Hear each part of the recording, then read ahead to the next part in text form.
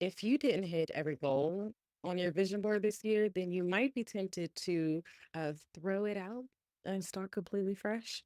In today's video, I want to walk you through the number one mistake that you're probably making and how fixing that will actually help you accomplish your dreams. So, hey, I am Rashidat. I am a lifestyle coach for Black women, and I help us learn to work less and live more. By teaching vision and life skills, I help you design a lifestyle that feels as good as it looks because we're so much more than our job titles and the roles that we play. So, on this channel, I share my journey to quit being a strong Black woman, practical tips to stop overworking, and how to build a life filled with joy, rest, and freedom. Plus, you'll catch my passions like good food, travel, and self care because life is about more than just grinding, right? I hope you're ready to create a life that you love. So, if that is you, hit the like button and make sure you subscribe. And then do me one more favor, share this with another Black woman who's on the same journey too.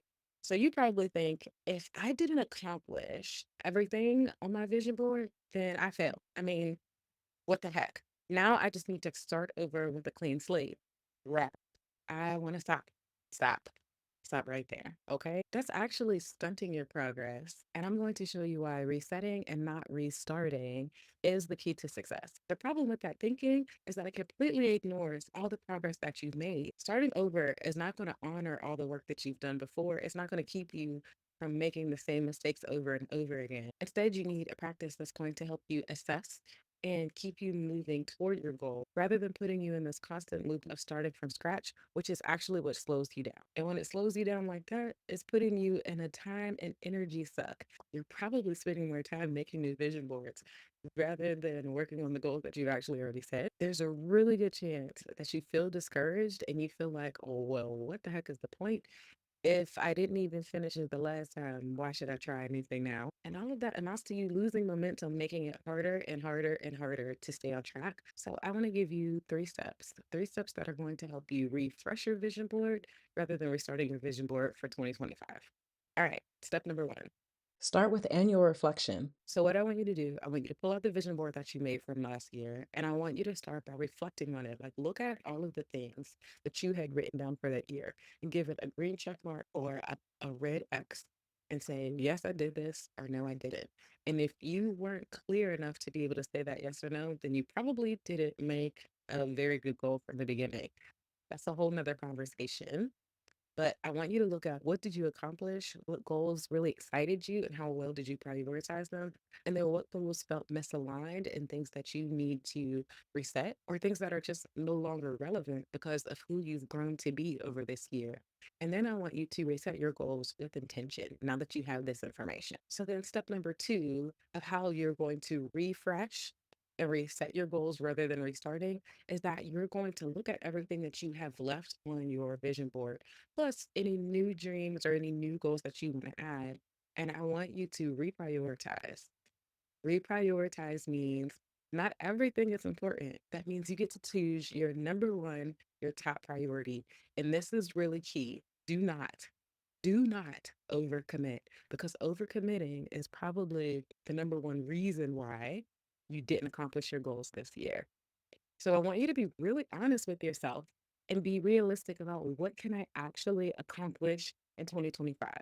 And that starts with looking at what are the things that you have on your list and numbering them one, two, three, four, starting with your top priority is one and working the rest out. The reality is you cannot do it all at once. The more that you put energy on a bunch of little things, the less likely that you'll get any one big thing done. So my number one tip that I can give you for this, please hear me because I've made this mistake over and over again. Specifically, I made this mistake on this year, and I did a whole video about how this is embarrassing. You can watch it right here. So, yes, do not over prioritize. Be really intentional about choosing your number one priority goal for the year. And here's the thing that doesn't mean that once you accomplish it, you're done for the year. That means you can choose another goal after that. But please just start with one. That being said, here's step number three for how you're going to refresh and reset your vision board rather than restart it. All right. So now that you've chosen just one big goal that you're going to do for this year, you're going to break that down into action steps and to habits.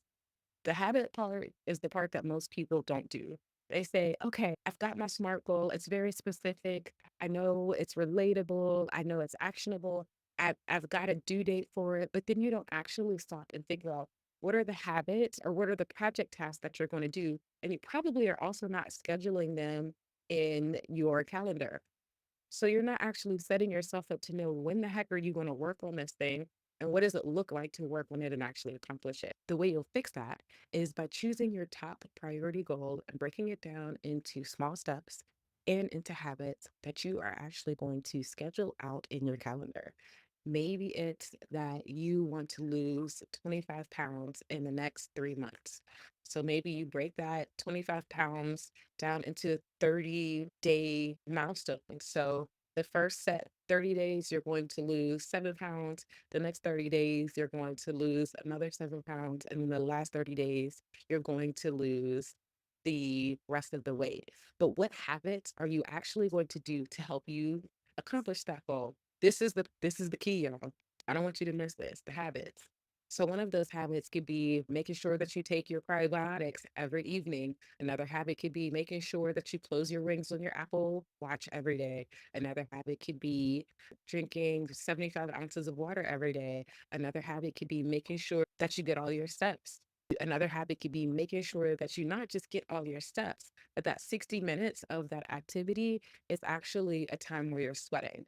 What are those habits and other smaller things that you can use with a habit tracker to know that you're doing the action that needs to happen to accomplish that goal? Those are the things that you actually want to make sure you get scheduled in your calendar, because if you're doing those things, there's no reason why you shouldn't be able to accomplish your goal.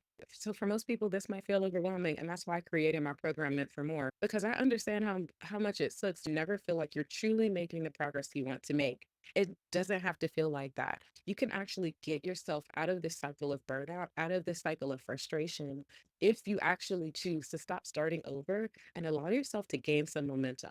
Without momentum, it's really, really easy to lose sight of why you're doing what you're doing and to really get focused on the short term failures rather than seeing the progress. But when you reset your vision board instead of restarting it, then you actually honor the progress that you've made. And now you can stay connected to your long term goals, to your long term vision, and when you stay connected to that, you can see the progress that's taking you all the way to your dreams. If you've never made a vision board that really works and connects to your long term vision and has these habits that allows you to take action to fully accomplish your dreams, then I would love for you to watch this playlist right here. It's a full series of steps that shows you not just how to create your vision board, but how to create those habits to help you take action and accomplish things you want to accomplish. Thank you so much for watching.